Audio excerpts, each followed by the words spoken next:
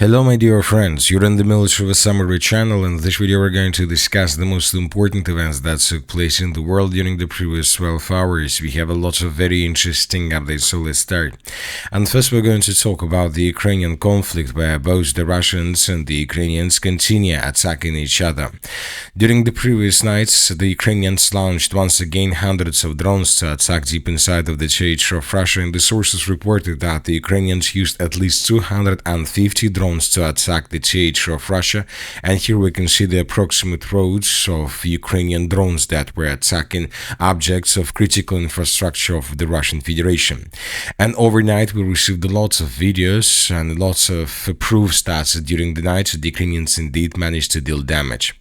According to media, the Ukrainians attacked the city of Yaroslavl, and this morning we received several videos from this area where we can see how civilians were making videos of how the Ukrainians were attacking different objects of energy infrastructure on the territory of the settlement. And according to information we have, the Ukrainians attacked the oil refinery, which is located in the southwestern parts of the city. So the Ukrainians attacked this Yaroslavsky oil refinery.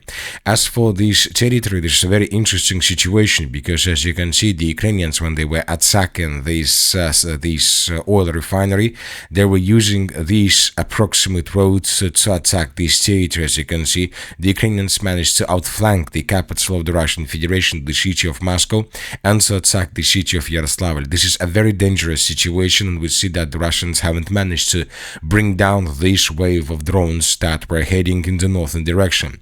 Another important area that was attacked by the Ukrainians is the city of Samara, more precisely the settlement of Chapayevsk.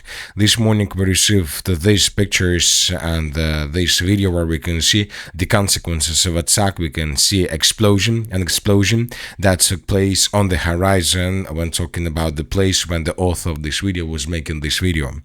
Once again, according to pro-Ukrainian sources, they used 250 drones overnight. This information was confirmed by the Minister of Defense of the Russian Federation. They provided almost the same numbers. The Russians are saying that overnight the Ukrainians used around 210 drones to attack the territory of Russia. Furthermore, this morning we continue receiving updates and satellite pictures from the Leningrad region that was under heavy attacks from the Ukrainian side during the previous several days. And here we have fresh satellite pictures where we can see the consequences of attacking the area of the city by the name of Ust-Luga. As you can see, as a result of attack, the Ukrainians managed to deal significant damage to oil infrastructure of the settlement. And starting this morning, starting probably yesterday evening, we began receiving updates, very interesting updates from the Russian Federation, and we see that the consequences of attacks that were taking place were made by the Ukrainians are very, very difficult for the Russian Federation. The official sources stated that Russia is going to impose a gas export ban on its oil producers for 6 months starting from April 1st. The sources are saying that the export of gasoline from Russia will be prohibited for all market participants starting April 1st. This measure will last until July 31st, which obviously, this situation obviously will push the oil prices higher. This is the first thing, and the second thing is that the Russians will try to save gasoline they have right now and their production capacities, because the Russians understand that they're going to carry out and they're going to continue their military offensive operations through the entire line of combat conducted in Ukraine. So that is why it is very important to have gasoline and to have fuel for their forces. By the way, the Ukrainians have the same problems. They have problems with fuel. And if you remember, yesterday the president of Ukraine, Zelensky, came to Saudi Arabia, where he had a meeting with the authorities of Saudi Arabia. And according to media, Ukraine and Saudi Arabia have signed a defense cooperation agreement, but the sources familiar with the situation stated that Zelensky signed an agreement with Saudi Arabia for fuel support. So Zelensky also has huge problems with fuel, with gasoline for their forces, and there is a very big problems where to get this situation. this very important asset. The Russians are going to ban the export of fuel for the next months, which means that Ukrainians will not be able to get gasoline and fuel through the third parties like Hungary, like Slovakia, because we know that these states also are going to ban the export of fuel on the territory of Ukraine. So that is why Zelensky was searching for a solution, and it seems that he managed to find a solution by signing an agreement with Saudi Arabia. But the most important question is how exactly Zelensky is going to get this fuel, because the Russians most likely will not allow Zelensky to receive fuel through the belt, through the Black Sea, and through the port infrastructure of the city of Odessa. This is a very interesting situation. Of course, this is not bullets, these are not bullets, these are not missiles, it's not infantry, it's just fuel, we can say. But from the other side, we understand that without fuel, there are going to be a lot of probably crises, not just in the military means, but also for society. And also this morning, pro-Ukrainian sources published this video, and here we can see the moment when the Ukrainians were launching their Flamingo missiles, cruise missiles, in the direction of the city of Chapalsk that took place during the previous evening. Here we can see that several missiles were launched by the Ukrainians. Once again, as a result of this attack, the city of Chapalsk in the area of the settlement of Samara was hit. So, and another important thing, that Samara is a very important city for Russia. They produce lots of military equipment in this area for the purposes of the special military operation in Ukraine. Now let's move further and let's discuss the situation on the ground. During the previous day, we received lots of very interesting updates. First of all, Zelensky stated that Western security guarantees to Ukraine should include the transfer of nuclear weapons to it. Everyone says that Ukraine won't win this war because Russia is a nuclear state. So tell me, what security guarantees should Ukraine have? NATO, nuclear weapons? Well, then we need to be told, we'll give you NATO and we'll give you nuclear weapons. But so far, no one has raised this issue. So this is a very interesting statement that was made by the president of Ukraine, and it seems that the situation is desperate for him. The Russians during the previous night also attacked the territory of Ukraine using hundreds of drones. The sources are saying that during the night the Russians used 273 drones to attack the territory of Ukraine. And during the night we received lots of updates from different towns and cities of Ukraine that were hit by Russians. The sources are saying that there were lots of explosions recorded on the territory of the city of Odessa. And we received lots of videos where we can see the consequences of overnight attacks. Lots of buildings were damaged and destroyed, as you can see. Lots of pictures were published, so it seems that the Russians continue attacking port infrastructure of the city of Odessa. Probably the Russians understand that the Ukrainians will try to get fuel on the territory of Ukraine right exactly from this area. So they will use the infrastructure of Romania, the infrastructure of Moldova, we're talking about railway service. They may try to use the Odessa port infrastructure to receive oil from Saudi Arabia or from any other country. So that is why it seems that in coming months the Russians would be over-focused in this area with the purpose to destroy everything that can allow the Russians to reduce the Ukrainian import of fuel capabilities. Another town that was attacked by Russians is the city of Kryvyi Rog. Lots of explosions and lots of videos were also recorded during the night. And the city of Kryvyi Rog is also a very important city in the total and Ukrainian logistic infrastructure. For example, in this video we can see a drone that was flying over the city before hit a target. So the city of Kryvyi Rog is, as you can see, is located to the northeast of the city of Odessa. So these two settlements are very important in Ukraine's import infrastructure from the NATO countries and from the territory from the Black Sea. So that is why the Russians are bombing and attacking these two cities, trying to reduce the Ukrainian logistic capabilities. Another important area that was attacked by Russia is the Poltava region. According to information we have, the Russians attacked railway infrastructure and the railway infrastructural object, and the Russians attacked a gas field or a gas production plant. Now let's discuss the situation on the ground. And first let's talk about the Zaporozhye direction, where both the Russians and the Ukrainians continue their offensives and counteroffensives.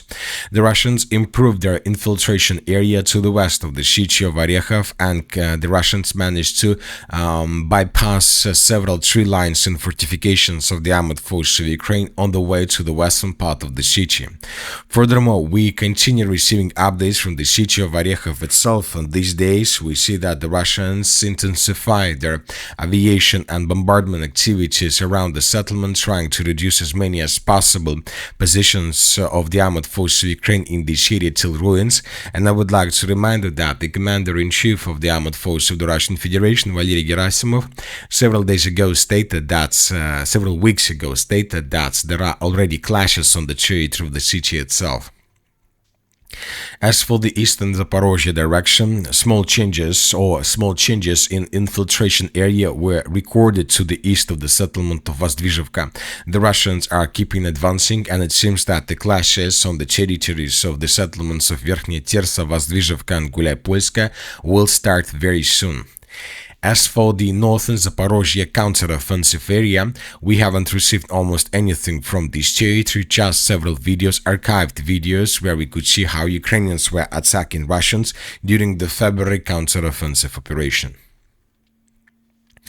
As for the Dnipropetrovsk direction, the Russians intensified their activities in this region as well.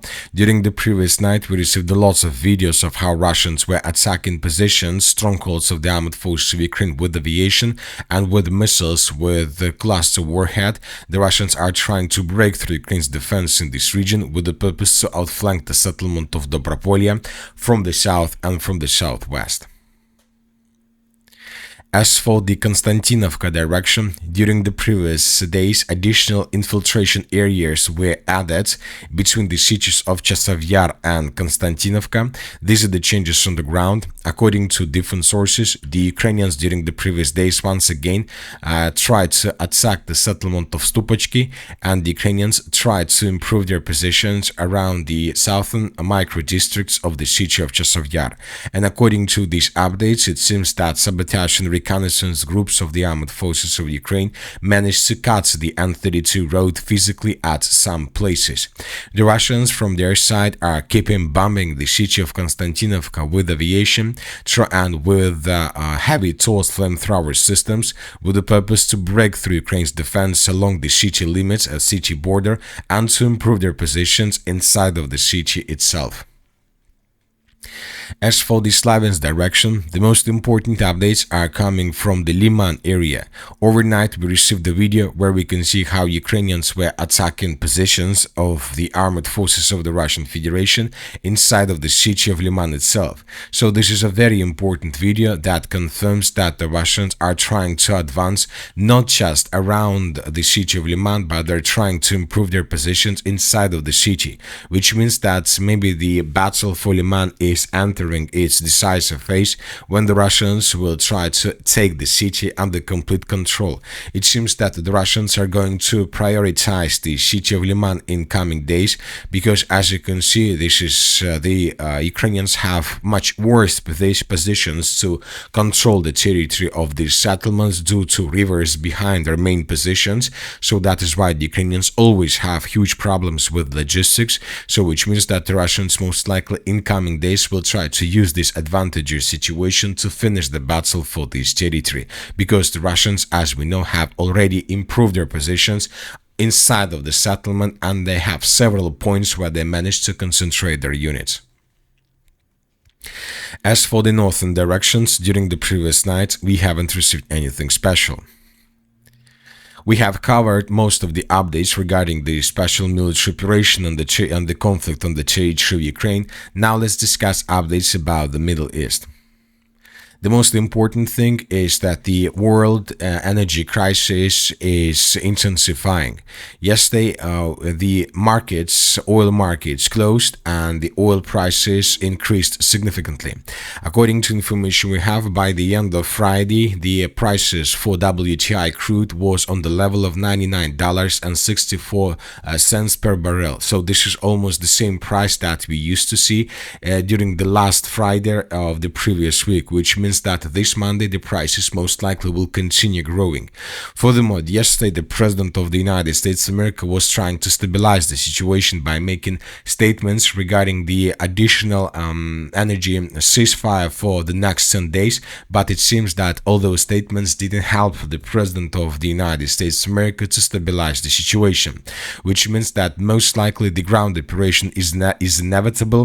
But at the same time, we receive reports that, according to the President of the United States of America, the situation in the area of Iran is very, very good for the United States of America. But at the same time, different media stated that Trump is already bored of the war in Iran. He wants to declare victory and to move on. But the biggest problem for him is that the Iranians control the Strait of Hormuz, which means that without unblocking of the Strait of Hormuz, it will be very difficult to the United States of America to exit this operation. At the same time, the US is not planning a ground invasion of Iran right now, but is deploying troops to the region for flexibility. The thing is that the United States of America still has a lot of tools how to force the Iranians to accept the reality that the United States of America thinks is a real reality. And during the previous night, between the Friday, between the 27th and the 28th of March of 2026, the United States of America and the coalition hit lots of important facilities through the entire territory of Iran. The economic war, Israel and the United States of America have attacked key Iranian industrial sites.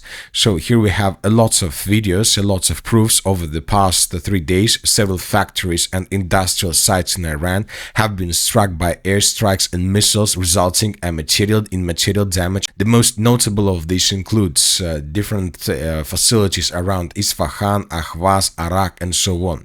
So we have pictures, we have lots of updates on this matter. Lots of important facilities were attacked, and when these attacks took place, when all these explosions videos were published, the Iranians made a very important statement. Iran has issued direct warnings to workers and residents near steel facilities in 6 countries to evacuate immediately. We are talking about Israel, Bahrain, United Arab Emirates, Kuwait, Saudi Arabia, and Qatar. And overnight, the Iranians began bombing and attacking this territory. Especially, the Iranians are planning to target steel factories and in different states of the Persian Gulf region. And during the night, we received videos from the territory of Bahrain. Explosions were recorded. We received lots of updates from different parts. We received lots of videos overnight from the territory of Israel. Lots of explosions were also recorded on the territory of this state, which means that all these things will once again push the oil prices higher on the Monday of the 30th of March of 2026.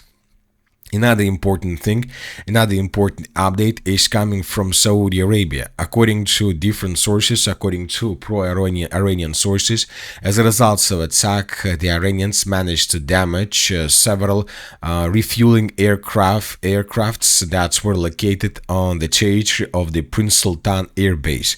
So this is a very big damage. Another important thing is that Strait of Hormuz is still under the complete control of Iranians. Here we can see a video of a ship that was damaged and destroyed several days ago while trying to escape across the Strait of Hormuz without negotiations and without receiving agreement from the Iranian authorities. Furthermore, we received the report that Escalation attacked and continue attacking the Bushehr nuclear power plant. This infrastructural object was struck once again late Friday, right after the financial markets closed. So as you can see, we see that there is something like a pattern. We see almost every single week between late Friday and late Sunday, a huge escalation in the area of the Middle East, when the financial markets don't work. So when they don't work, this means that the coalitions and the Iranians are able to attack each other significantly, and oil prices won't change. And we always see that right before the beginning, right before the opening of oil markets, the United States of America are trying to make a statement that, according to their understanding of the situation, can help the states and the world global forces to stabilize their market and not allow the prices to run higher or something like this. Furthermore, we continue receiving updates that the Russians are sending more and more medicines to Iranians, according to different sources. So we see that the Russians are not hiding that they're helping the Iranians, and they're sending more and more help to the state, which means that most likely in coming days the conflict on the territory of Iran won't finish. Obviously the conflict will continue, because currently, and due to the current situation with oil prices, and not just with oil prices but also with fertilizers, now most likely with the steel and many other different things, the Russians and the Iranians are earning a lot of money, and obviously they will try to hold the situation for as long as possible. And that's it for the short video. The Military Summary channel reminds to we condemn any violence in the world. Thank you for watching. Subscribe to my channel, put your likes, join my Patreon, and have a good day. Bye bye.